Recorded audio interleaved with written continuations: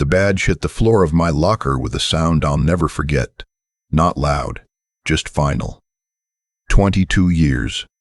That's how long I'd worn that badge. Started as a floor tech at Meridian Regional, mopping surgical suites at 5 a.m. before most of the day shift even knew where to park. Worked my way up through patient transport, then supply chain coordination, then department operations. By the time I was 48, I was director of clinical operations for a 340-bed hospital in central Ohio. I knew every nurse by name on every floor. I knew which elevator shaft had the sticky cable that slowed it down on the third floor.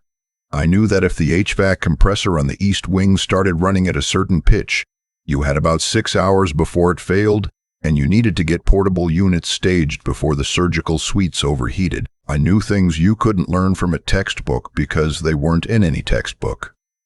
They lived in the walls of that building and in the people who kept it running. My administrator used to say I had the hospital in my blood. He retired 3 years ago. I should have seen what was coming then. The merger happened quietly, the way these things always do. Meridian got absorbed into a regional health system called Cornerstone Health Partners. New branding, new signage, new everything. For the first 6 months, they left us mostly alone. Then the consultants arrived, then the restructuring memos, then the new VP of operations. His name was Connor, 34 years old, Wharton MBA. His LinkedIn profile listed 16 months of healthcare consulting and a certificate program in healthcare systems innovation. He'd never run a single department, never managed a shift change during a flu surge, never had to make a call at 2 a.m. when 3 nurses called out sick and the on-call list was exhausted. But he had that degree, and Cornerstone loved that degree the way some people love a designer watch. It told them something about status without telling them anything about function.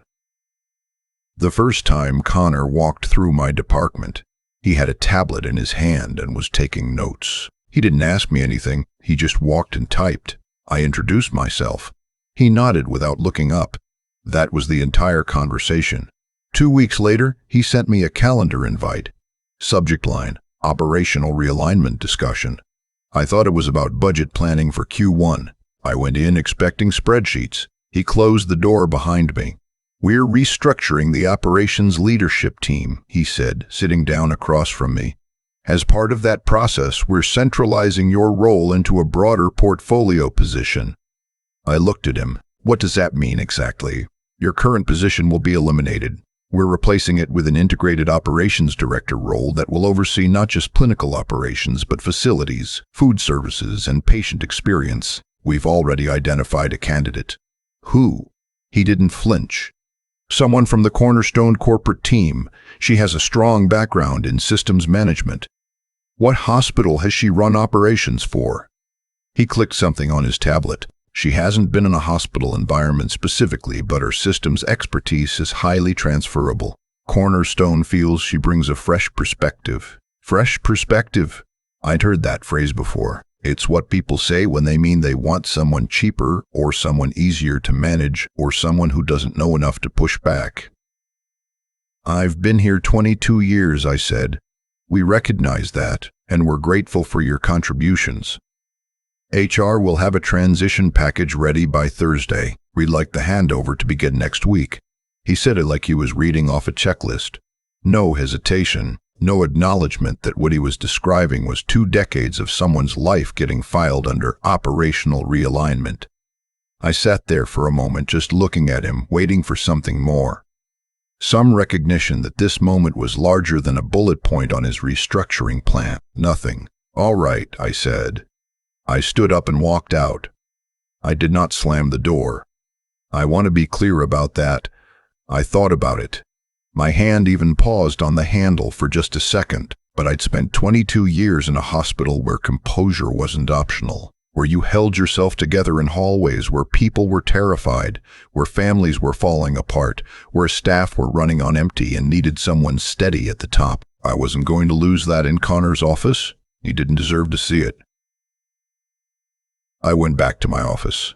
I had a corner unit on the 2nd floor that I'd been in for 11 years. Framed photos on the credenza, A commendation letter from the Ohio Hospital Association, a small plaque from the nursing staff that read, "The one who always shows up." I started packing slowly. Not because I was dragging it out, just because each thing I picked up had a story attached to it, and I needed a moment with each story. My assistant knocked at 10:30. "Is everything okay?" she asked. She was good at reading rooms. Always had been. "They're letting me go," I said. She stood in the doorway for a long moment. Then she said, "That's insane," which I appreciated. No sugarcoating, just honest. "It is what it is," I told her. "Can you let the team leads know I'd like 5 minutes with each of them before I leave?" She nodded and disappeared. 10 minutes later, my phone was ringing. My charge nurse supervisor. The facilities liaison I'd worked with for 15 years. The head of supply chain I'd personally trained. One by one they came by. Some of them were angry. A few of the women teared up. My facilities guy, who was the kind of man who communicated mostly in grunts and nods, shook my hand and held it for a beat too long, and that was the one that almost got me. I was out the door by noon. I drove home on the highway with the windows down, even though it was February and the air was sharp and cold. I needed to feel something physical. I stopped at a diner about 4 miles from my house and ordered coffee and eggs and sat in a booth by the window watching trucks go by on the access road. I wasn't thinking about anything in particular, just existing in the silence of a completely altered life. My phone rang at 1:45 p.m. It was a number I didn't recognize. "Ohio area code. This is Diane," the voice said. She was the chief medical officer. I'd worked with her for 9 years. She had the kind of voice that stayed calm during codes and you trusted it automatically. "Where are you right now?" "Diner off Route 40, I said. "Can you come back in?" "Diane, I just spent the morning packing my office." I know, please, just come in." I paid for my coffee. I left a $10 tip because the waitress had refilled my cup without being asked, and that felt like the nicest thing anyone had done for me all day. I drove back. Here is what happened while I was eating eggs at that diner. Connor had called a department heads meeting at 1 p.m. to introduce the new integrated director and begin the handover process. He had everyone assembled in the main conference room: charge nurses, department supervisors, facilities, supply chain, the full operations team. He introduced his candidate, a woman named Ashley who had worked in corporate logistics for a distribution company and had spent the last 2 years consulting for Cornerstone's administrative arm. He then announced the first initiative of the new leadership structure, consolidating overnight nursing station coverage to reduce redundancy in staffing. Fewer people on overnight. Streamlined, he called it. My charge nurse supervisor raised her hand. Her name is Joanne, and she has been in healthcare for 31 years, and she does not raise her hand meekly. She raises it the way a person plants a flag. "What's the plan for surge coverage?" Joanne asked. Connor looked at his tablet. "Surge protocols will be handled through on-call escalation." "Our on-call list is already at capacity most weekends," Joanne said. "We ran 3 consecutive weekends last winter where we were calling in people from their days off just to maintain safe ratios. If you cut overnight-based staffing, you won't have a buffer for surge. You'll have a crisis." Connor said the model had been validated by Cornerstone's analytics team. "Has that analytics team ever worked a night shift at a 340-bed hospital?" Joanne asked. Connor did not have a good answer for that. Then the head of supply chain, a quiet guy named Preston, who I'd hired 8 years ago, and who never says anything unless it is precise and necessary, put a single sheet of paper on the table. It was a 1-page summary of what our current operations protocols had prevented over the past fiscal year. 14 potential compliance violations caught and corrected, 3 supply chain disruptions managed without patient impact, 2 major equipment failures mitigated through early intervention. These outcomes exist because of systems that were built over decades, Preston said. The person who built most of them left this building 2 hours ago. Connor looked at Ashley. Ashley looked at Connor. Diane had been sitting in the back of the room. She said nothing during the meeting. When it ended, she walked directly to the CEO's office. "I know all of this because they told me afterward. I'm reconstructing it secondhand, but the people who were there all told the same story independently, which means it's accurate enough. When I came back into the building, Diane met me in the lobby. The CEO was with her. His name is Robert, and he'd been at Meridian for 6 years, and we'd always had a decent working relationship built mostly on mutual respect and the understanding that I kept my part of the hospital running and didn't create problems for him. "We made a serious error today," Robert said. He was not a man who said things like that easily. "I'd like to talk about correcting it." We went to his office. Connor was not in that meeting. Robert told me that after Diane came to him and after he reviewed what had happened in the department heads meeting, he'd spoken with the Cornerstone regional director. The restructuring plan Connor had implemented had not been fully reviewed by clinical leadership. In a push to streamline, some critical operational context had been missed. Specifically, my operational context. 22 years of it. "We want to offer you your role back," Robert said. "Full reinstatement, with a title adjustment. VP of Clinical and Facility Operations, broader scope, commensurate compensation increase." I looked at him. I looked at Diane. "Where is Connor in this conversation?" I asked. Robert said Connor's restructuring authority had been suspended pending a review. I nodded slowly. "And Ashley?" "She was not told she'd be replacing someone with your tenure and institutional knowledge. That was misrepresented to her as well. She's been informed of the full situation. She withdrew." I sat with that for a moment. Outside Robert's window, I could see the hospital parking structure, the same one I'd driven into at 5 a.m. for 22 years. The same one I'd driven out of 4 hours ago thinking I was done. "I need 24 hours, I said. Robert said that was completely reasonable. I went home. I made dinner. I called my brother in Indianapolis and told him what happened, and he said, verbatim, "Of course they called you back. Where else are they going to find someone who knows where all the bodies are buried?" He meant it as a compliment. That's just how my brother talks. I thought about it all night.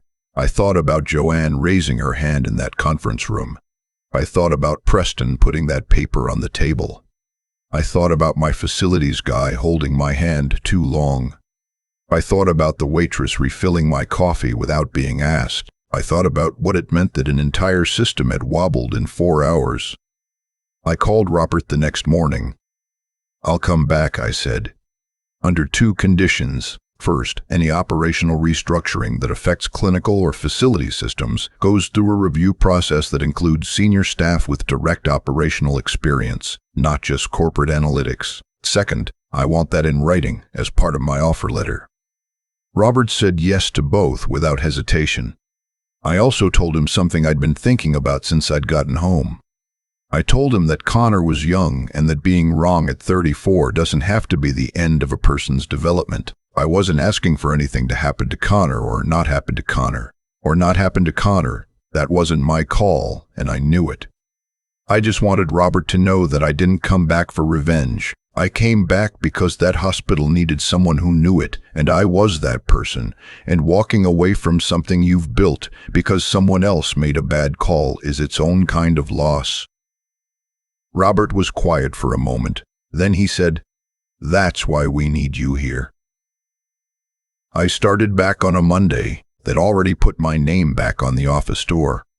The plaque from the nursing staff was back on my credenza. Joanne had kept it in her locker. The commendation letter was rehung on the wall, a little crooked, which I fixed immediately because a crooked frame bothers me at a cellular level. My first meeting was with the department heads, all of them. I looked around that table at people who had shown up for me when it mattered, who had asked hard questions in a conference room and put a single piece of paper down at exactly the right moment. And I felt something I hadn't felt in a long time. Not triumph, not satisfaction, something quieter than that. Worth. The thing about working in a hospital is that you're always surrounded by stakes, real ones. The kind where the difference between a process working correctly and failing isn't a quarterly report, it's a person. I had spent 22 years trying to be worthy of those stakes. To know the elevator and the compressor and the on-call list well enough that when something went wrong at 2 a.m., someone could reach me and I could help. No MBA can give you that. No certification program, no corporate consulting portfolio.